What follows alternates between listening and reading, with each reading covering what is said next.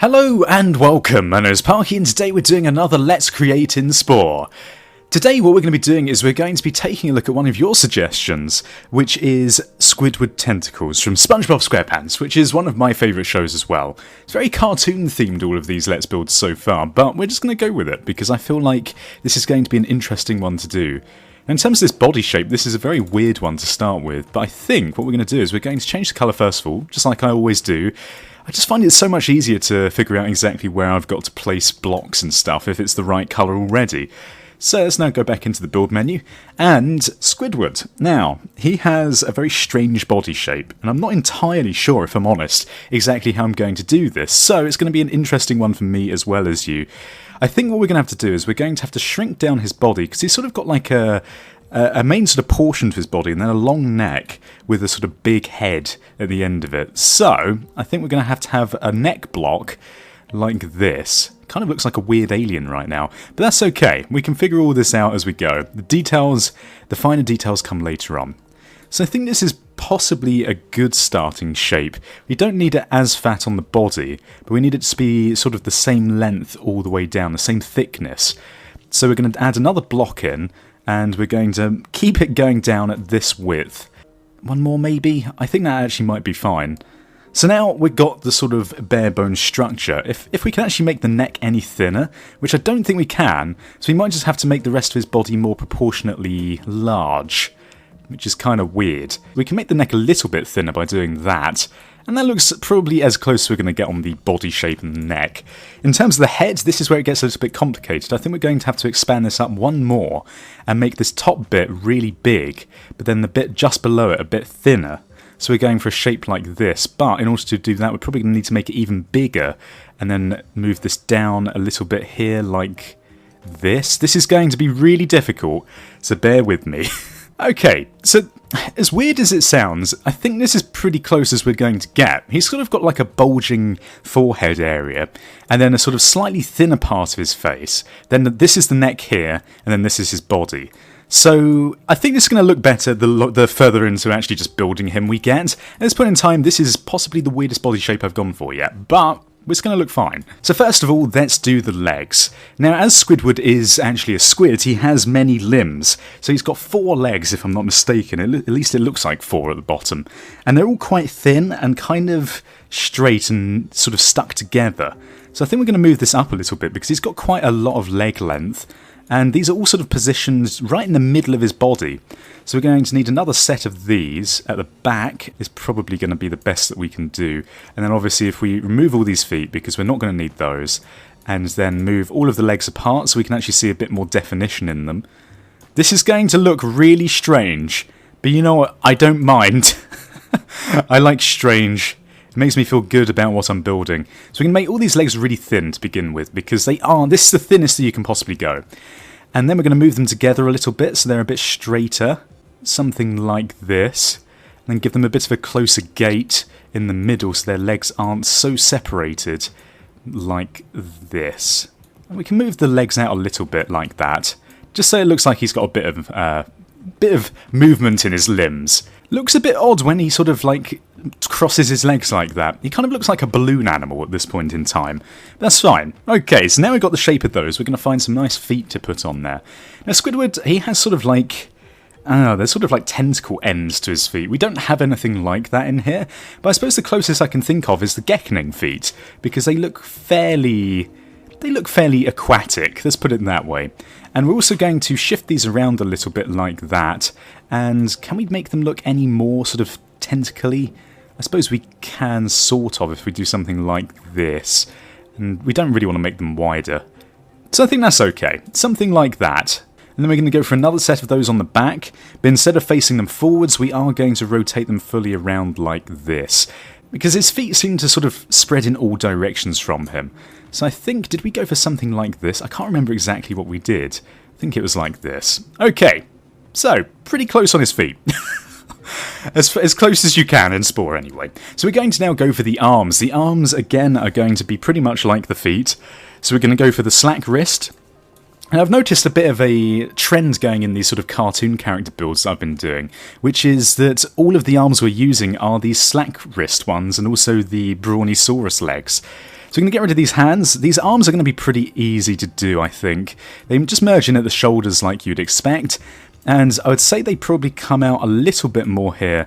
But then what we're going to do is we're going to put him in the classic pose of him being a grumpy bastard, because that's what he's always in. And we're going to give him sort of like hands on hips like this.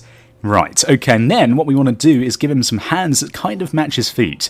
So we're going to go for the amphibigrabs, because I think these are pretty much as close as you can get when it comes to sort of aquatic squid-like hands.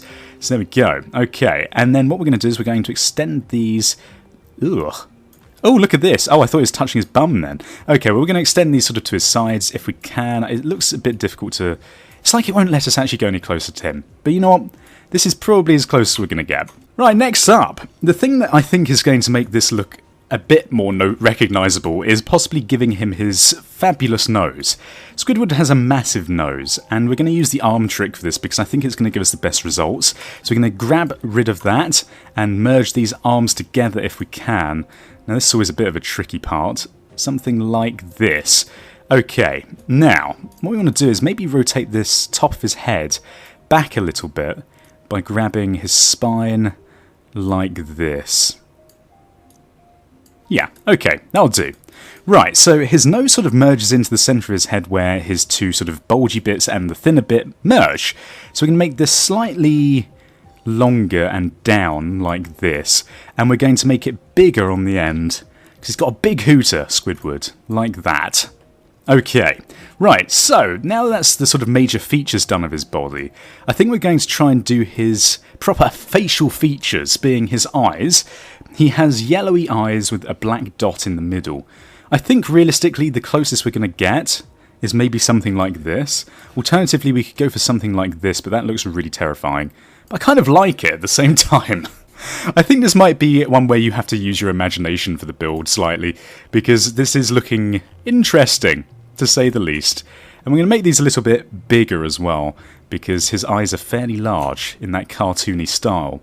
Just rotate them upwards a little bit, like that. Now, if you are a fan of SpongeBob Squarepants like me, you really do have to squint quite hard at this so far. But it's okay. We're going to give him a mouth now, and it will look so much better, maybe.